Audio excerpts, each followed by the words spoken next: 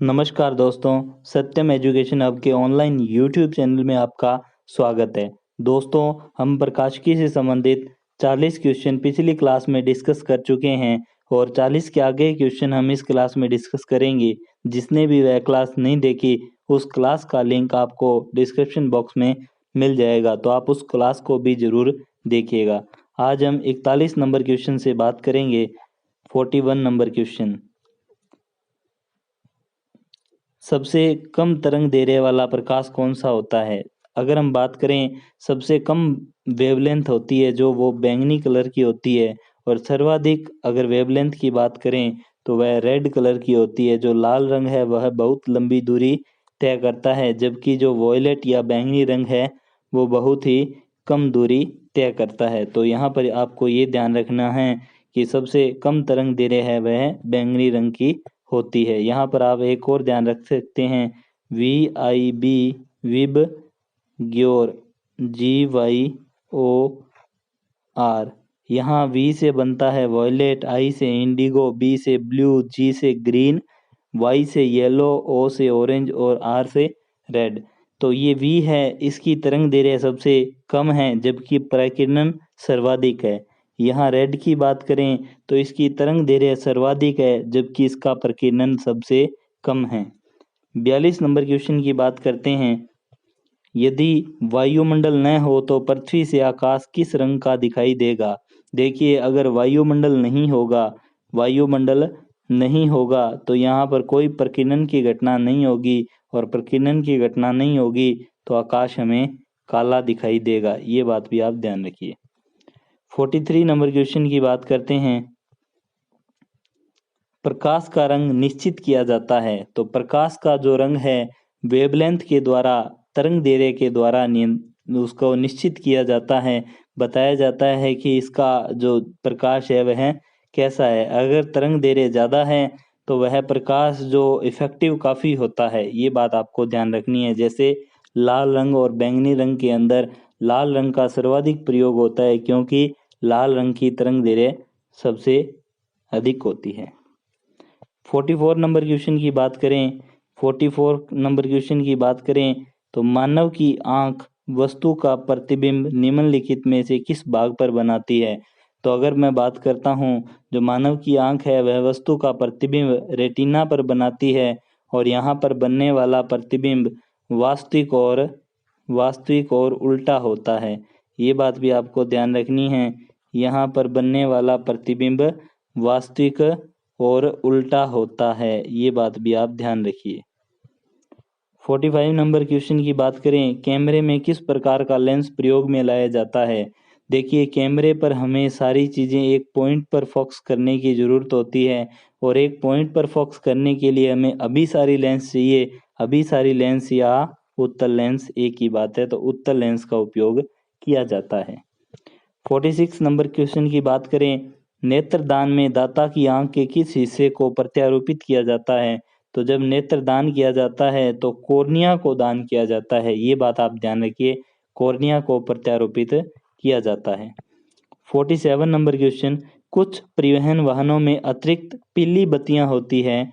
ऐसा इसलिए किया जाता है क्योंकि पीली बत्तियों का यूज इसलिए किया जाता है कि इसका जो प्रकाश है वह कोहरे को भेदता है तथा सड़क जिससे साफ दिखाई देती है। तो सी नंबर इसका राइट आंसर हो जाएगा। 48 नंबर क्वेश्चन की बात करें, जब प्रकाश के लाल, हरा व नीला रंगों को समान अनुपात में मिलाया जाता है तब कैसा रंग बनता है? तो आपको पता है, जो प्राइमरी कलर होते हैं BGR ब्लू, ग्रीन, रेड, इन तीनों को आपस में मिला दिया जाए तो हमारे पास जो रंग बनेगा वह सफ़ेद रंग होगा। यहाँ पर आप एक और बात ध्यान रखिए, अगर आप रेड और ग्रीन कलर को मिला रहे हो, रेड और ग्रीन को मिलाने पर येलो कलर बनेगा, और रेड और ब्लू को मिला रहे हो, रेड और ब्लू को मिलाने पर हमारे पास मैजेंटा रंग बनेगा। और अगर 3 नंबर बात करते हैं हम, 3 नंबर बात करें, जो ग्रीन है और ब्लू है, ग्रीन और ब्लू को मिलाने पर हमारे पास रंग बनेगा पीकॉक नीला। तो ये बात ध्यान रखिए। तो यहाँ पर प्राइमरी रंग पूछे हैं, इन तीनों को आपस में मिलाने पर हमें सफ़ेद रंग प्राप्त होगा। प्रकाश के वर्णक्रम में निम्न में से किसका तरंग दैर्ध्य न्यूनतम है? तरंग दैर्ध्य न्यूनतम होता है बैंगनी रंग का, सर्वाधिक होता है लाल रंग का। ये बात ध्यान रखना। अगले क्वेश्चन में यही बात पूछी हुई है, निम्नलिखित में से किस रंग का तरंग दैर्ध्य अधिकतम होता है? तरंग दैर्ध्य मतलब वेवलेंथ। वेवलेंथ जितना अधिक होगा प्रकाश या उस रंग का जो प्रकाश है उतनी ज़्यादा लंबी दूरी तय करेगा। तो ये होता है लाल रंग का सर्वाधिक तरंग दैर्ध्य। ये बात आपको ध्यान रखनी है। 51 नंबर क्वेश्चन की बात करें, आंख के किस भाग द्वारा आंख में जाने वाले प्रकाश की मात्रा को नियंत्रित किया जाता है? तो अगर मैं बात करता हूँ, ये ऊपर का भाग है आइरिस और इसके अंदर होती है प्यूपिल। तो ये जो आइरिस होता है ये आंख में जाने वाले प्रकाश की मात्रा को नियंत्रित करता है। तो इसका राइट आंसर होगा आइरिस। 52 नंबर क्वेश्चन की बात करें, स्वस्थ नेत्र के लिए स्पष्ट दृष्टि की न्यूनतम दूरी, स्पष्ट दृष्टि की जो न्यूनतम दूरी होती है वो 25 सेंटीमीटर होती है। 25 सेंटीमीटर की दूरी पर हम चीज़ों को साफ देख सकते हैं।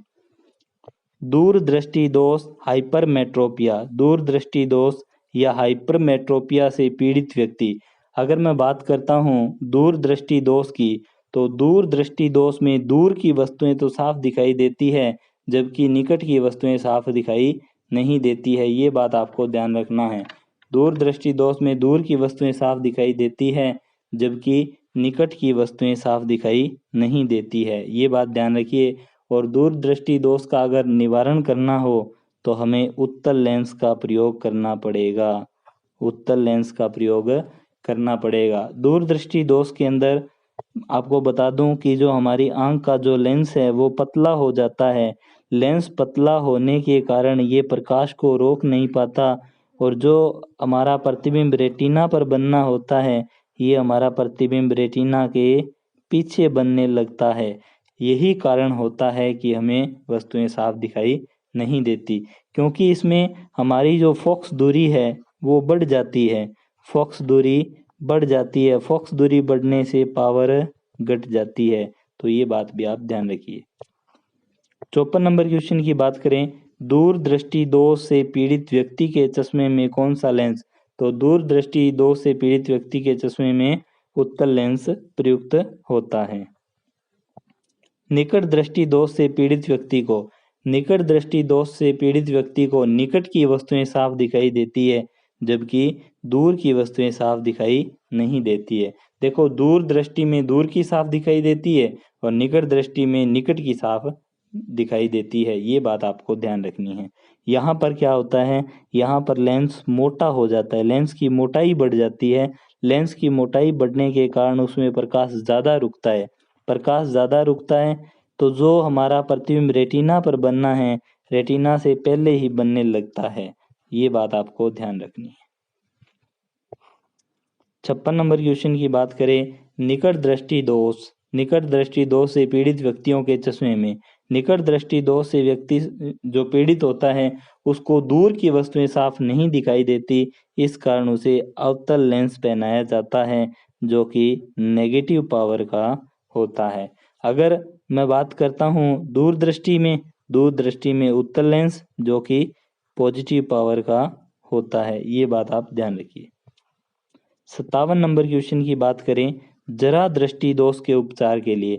देखो, जरा दृष्टि दोष होता है, इसमें ना तो पास की वस्तुएं दिखाई देती और ना ही दूर की वस्तुएं साफ दिखाई देती है। तो इसको सही करने के लिए द्विफोक्सी लेंस या बाईफोकल लेंस का यूज किया जाता है। ये बात ध्यान रखिए। इसका जो लेंस होता है इसको ऐसे दो भागों में विभाजित किया होता है। ऊपर का भाग इसका अवतल होता है जबकि नीचे का भाग इसका उत्तल होता है। 58 नंबर की बात करें, वर्णदानता को किस लेंस के द्वारा दूर किया जाता है? वर्णदानता या जिसको हम कलर ब्लाइंडनेस बोल सकते हैं, जो कि एक आनुवंशिक या जन्मजात रोग है जिसका कोई इलाज नहीं है, किसी भी लेंस से इसको ठीक नहीं किया जा सकता। तो राइट आंसर होगा कोई नहीं। हाइपरमेट्रोपिया, देखिए हाइपरमेट्रोपिया की बात करें तो दूरदृष्टि दोष को हाइपरमेट्रोपिया कहा जाता है, जबकि मायोपिया की बात करें तो निकट दृष्टि दोष को मायोपिया कहा जाता है। 60 नंबर क्वेश्चन की बात करते हैं, मायोपिया से क्या तात्पर्य है? तो देखो, हाइपरमेट्रोपिया दूरदृष्टि था, मायोपिया निकट दृष्टि दोष है, ये बात ध्यान रखिए। 61 नंबर क्वेश्चन की बात करते हैं, दूर की वस्तुओं के निरीक्षण के लिए किस प्रकाशिक यंत्र का प्रयोग किया जाता है? दूर की वस्तुओं के निरीक्षण के लिए दूरदर्शी का प्रयोग किया जाता है। 62 नंबर क्वेश्चन की बात करें, तारे टिमटिमाते हैं, तारों के टिमटिमाने का कारण देखिए, तारे हैं जो हमारे वायुमंडल के अंदर अनेक परतें होती हैं, कोई परत सघन है, कोई परत विरल है, सघन विरल। तो जो प्रकाश की किरण है, इसकी जो स्पीड है वो चेंज होती रहती है, तो एक माध्यम से दूसरे माध्यम में जाने पर ये प्रकाश की स्पीड जो चेंज होती है, यह कारण कहलाता है अपवर्तन का कारण। तो तारे टिमटिमाते हैं किस कारण? अपवर्तन के कारण। 63 नंबर क्वेश्चन, प्रकाश के निम्नलिखित प्रकारों में से किनका पौधों द्वारा तीव्र अवशोषण होता है? पौधों द्वारा तीव्र अवशोषण की अगर हम बात करें तो ये आपको ध्यान रखना है, नीला और लाल रंग।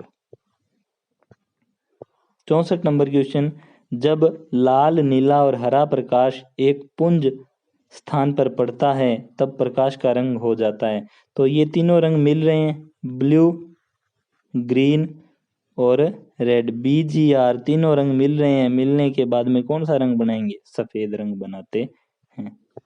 लॉर्ड रेले के अनुसार प्रकाश का प्रकीर्णन होता है। तो जो हम बात करते हैं लेम्बडा, जो कि तरंग दे रहे हैं, इसकी पावर 4 करें, अगर हम पावर 4 करें और इसका व्युत्क्रम कर दें तो यह लॉर्ड रेले के अनुसार प्रकाश का प्रकीर्णन है। तो यहाँ पर बताएं तो तरंग दैर्घ्य के चतुर्थ घात के व्युत्क्रमानुपाती। तो ये बात आप ध्यान रखिए। 66 नंबर, आइंस्टीन के E = mc² में c किसका द्योतक है? यानी c किसको दर्शाता है? तो E अगर मैं बात करूं तो एनर्जी को दर्शाता है, m मास को दर्शाता है और c दर्शाता है प्रकाश के वेग को दर्शाता है। ये बात आप ध्यान रखिए। 67 नंबर क्वेश्चन की बात करते हैं, मरीचिका या मिराज किस प्रकार का उदाहरण है? तो मिराज है प्रकाश के पूर्ण आंतरिक परावर्तन का उदाहरण। प्रकाश का पूर्ण आंतरिक परावर्तन तब होगा जब प्रकाश की किरण सघन से विरल माध्यम में प्रवेश करेगी। 68 नंबर क्वेश्चन की बात करें, सर्वाधिक विचलन कौन से रंग के प्रकाश का होता है? सर्वाधिक विचलन की अगर मैं बात करूं तो बैंगनी रंग का सर्वाधिक विचलन होता है, इसी कारण इसकी तरंग दैर्घ्य कम होती है और प्रकीर्णन सर्वाधिक होता है। जबकि आपसे पूछा जाए कि सबसे कम विचलन, अगर सबसे कम विचलन की बात करें तो लाल रंग का सबसे कम विचलन होता है। धन्यवाद दोस्तों, हमने प्रकाशिकी के 68 क्वेश्चन 2 क्लासेज में कवर किए।